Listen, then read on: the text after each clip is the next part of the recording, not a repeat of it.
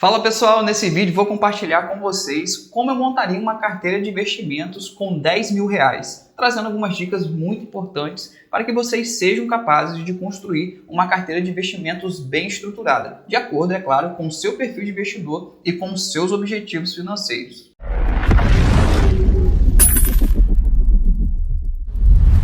E já peço que você se inscreva no canal, ative o sininho de notificações para receber o aviso assim que sair um vídeo novo aqui no canal e deixe o seu like para fazer com que esse vídeo seja entregue para cada vez mais pessoas. Então vamos lá, vamos montar essa carteira de investimentos aí com 10 mil reais. O primeiro passo foi organizar esses 10 mil reais, distribuindo eles de uma forma com que o meu perfil de investidor se encaixasse, se enquadrasse com esses tipos de ativos. Então coloquei 50% em renda fixa e 50% em renda variável, ou seja, vai ficar aí 5 mil reais numa renda fixa e os outros 5 mil reais numa renda variável, a qual eu escolhi os seguintes ativos. Como você já pode ver aqui na tela, 50%, ou seja, os 5 mil reais ficaria no Tesouro Selic, que é uma aplicação que precisa cumprir essa função na carteira de investimentos, que é da reserva de emergência. Independentemente do seu nível de investimento, se você é um iniciante, se você já sabe ali um pouco, já está no nível mais intermediário, tem um domínio, um conhecimento um pouco melhor do mercado, ou você já é muito gabaritado no mercado, faz sentido sim você ter uma reserva de emergência na sua carteira de investimento, e o Tesouro Selic vai cumprir muito bem essa função, porque tem uma alta liquidez, uma alta capacidade de reaver esse investimento de volta. Ele tem uma grande segurança, porque é o ativo mais seguro do país, você está emprestando seu dinheiro para o governo, e também tem uma rentabilidade coerente, uma rentabilidade interessante, né, que ele rende justamente ali a taxa Selic, que hoje está em torno de 13,25% ao ano.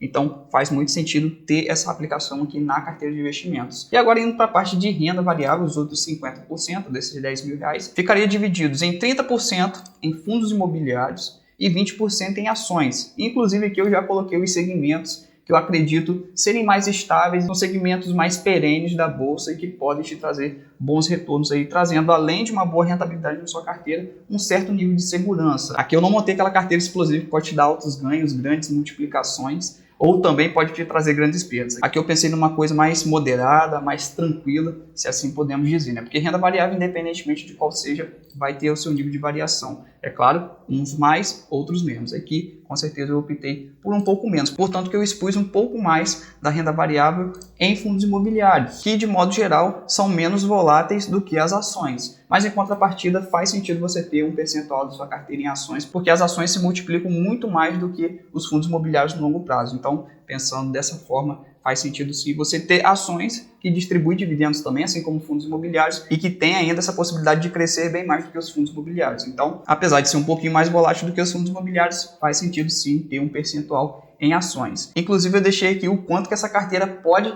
te gerar de dividendos mensais. Então, aqui eu já comentei um pouquinho do porquê eu investiria em cada um desses ativos aqui, mas acompanhe aqui comigo que eu vou mostrar um pouco melhor de cada um desses segmentos. Então aqui no Google, né, começando aí pelo Tesouro Selic, é só você escrever Tesouro Direto, que você consegue, né, além de criar uma conta para você possivelmente comprar por aqui, você também pode comprar pela sua corretora, é claro, mas é só para a gente fazer uma simulação aqui bem rápida, fazer junto com você. A gente pode ver aqui, ó, ver preços e taxas, que aí a gente já consegue ver, ó, Tesouro Selic, vamos nesse 2029 aqui, vou colocar o quanto quero investir hoje, porque a gente vai pegar metade desses 10 mil e colocar nessa aplicação aqui. Ah, Nicolas, mas a reserva de emergência tem que ser ali 6 meses do meu custo de vida, e o seu custo de vida, por exemplo, seja 3 mil reais por mês, ou seja, 6 vezes 3, 18, então você teria que ter 18 mil reais aí para concluir a sua reserva de emergência. Eu costumo orientar as pessoas da seguinte forma: é claro que cada caso é um caso, mas você que tem uma certa estabilidade no seu trabalho, você não tem planos de se arriscar em uma outra coisa e precisa sair do seu emprego sem pegar o seguro-desemprego, por exemplo, que te cobra ali por 5 meses, na verdade te dá um salário por 5 meses, você pode muito bem começar sim priorizando pela sua reserva de emergência, investindo em aplicações desse tipo aqui, como o Tesouro Selic, CDB de liquidez diária, fundos de investimentos também de renda fixa.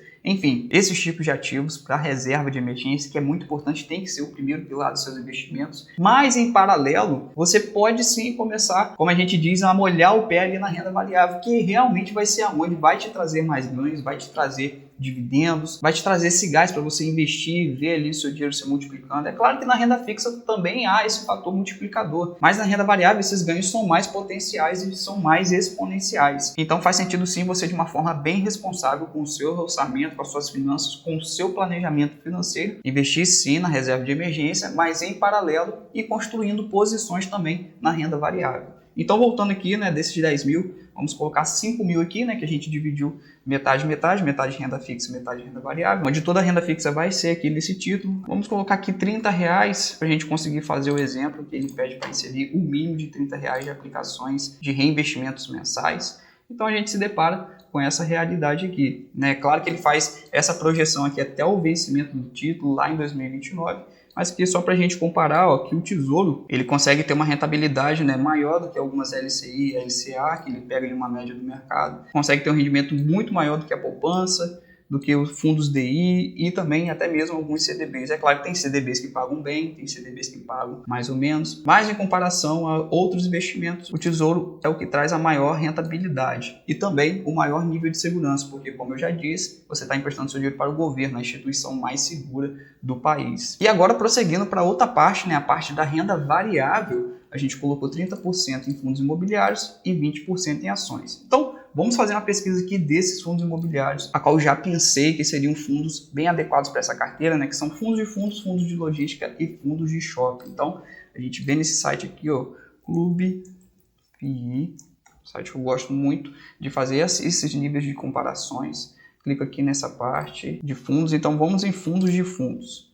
Aqui, como a gente pode perceber, a gente consegue fazer um ranqueamento dos fundos. Aqui você consegue observar quais são os fundos de fundos, que são fundos imobiliários que investem em outros fundos imobiliários. O outro ativo que eu coloquei foi um ativo de logística, né? Então, como a gente pode ver aqui, eu gosto de filtrar pelo valor patrimonial, que aí eu já consigo ver quais são os maiores fundos desse segmento de logística. E aí você também pode fazer o filtro aí por fundos de shoppings. Então, selecionando aqui os segmentos de shoppings, já coloca aqui o maior valor patrimonial e você consegue ver os maiores fundos de shoppings desse segmento, ok? Então, a parte de fundos imobiliários ficaria dessa forma, ou seja, dos R$5.000, eu escolheria colocar R$1.000 em cada um dos fundos imobiliários, um fundo de logística e um fundo de shopping. Então, eu distribuiria R$1.000 entre um fundo de cada segmento. E agora indo para a parte das ações, ou seja, onde eu investiria os outros R$2.000 que sobrou, né, desses R$10.000. Em quais ações? Portanto, eu já escolhi previamente os segmentos. Então, já escolhi o segmento de bancos e energia,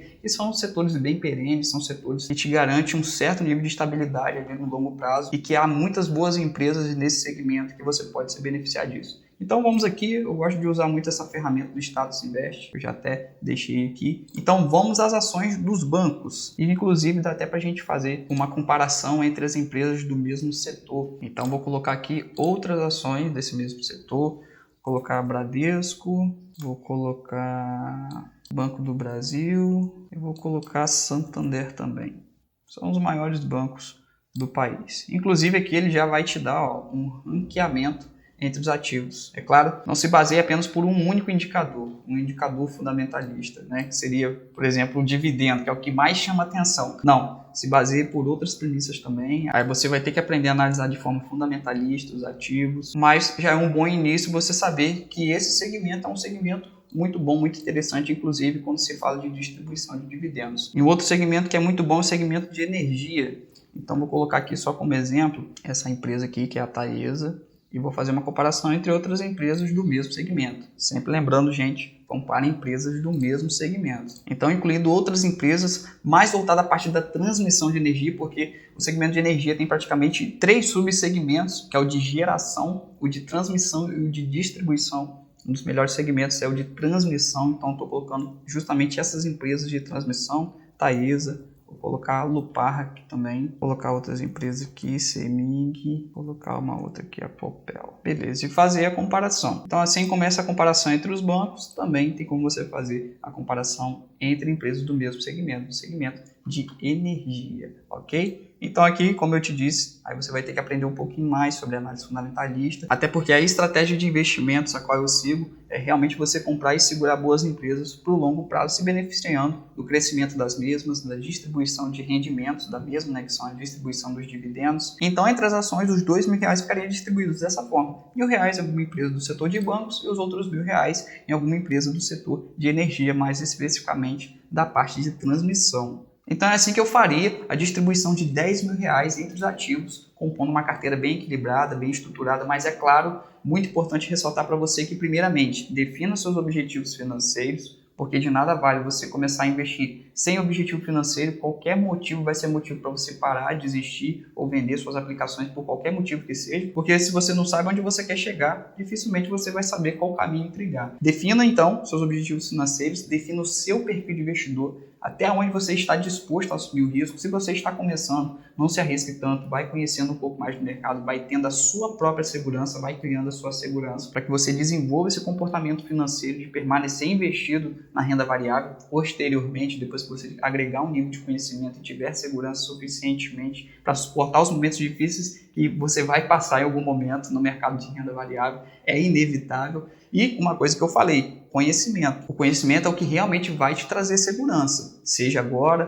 principalmente no longo prazo. Então, quanto mais ignorante, ou seja, mais desconhecido aquele assunto for para você, mais inseguro você vai ficar com seus investimentos, mais difícil vai ser você permanecer investido ali no mercado nos momentos mais difíceis, né? Porque quando está tudo muito bem, a ação subindo, o foguete não tem ré, está todo mundo ali eufórico. Mas quem realmente vence no longo prazo, a diferença de quem realmente tem boa performance no longo prazo é quem consegue suportar os momentos difíceis. Então, seja esse tipo de pessoa, que tem um conhecimento bem embasado, tenha segurança suficiente naquilo que você tem para você como suas premissas, para você permanecer investido nos momentos difíceis. É aí que você vai conseguir realmente alavancar o seu patrimônio e ter um grande diferencial no longo prazo, ok? Então, conhecimento sempre. E eu estou aqui disponível para te ajudar no que for necessário. E se você quer aprender a multiplicar o seu dinheiro e construir um patrimônio por meio dos investimentos financeiros para ser capaz de alcançar os seus objetivos financeiros, te convido para se inscrever no curso Regra de Três Financeira. Curso esse que vai te ensinar tudo o que você precisa para alcançar os seus objetivos financeiros, por meio de mentalidade financeira, organização financeira e investimentos financeiros. Então, saiba tudo o que você precisa para fazer a sua inscrição no curso Regra de Três Financeira ainda hoje. Link no primeiro comentário fixado. E deixe seu comentário se o vídeo te agregou de alguma forma. Se você ficou em dúvida sobre algo que foi falado aqui, me deixa à disposição nos comentários para trocarmos aquela ideia bem bacana. E agradeço por você ter assistido o vídeo até aqui. Compartilhe esse vídeo com quem você acredita que também vai se beneficiar desse conteúdo. E se quiser, confira esse vídeo que deixei aqui como sugestão para agregar na sua vida financeira. Um forte abraço e a gente se vê!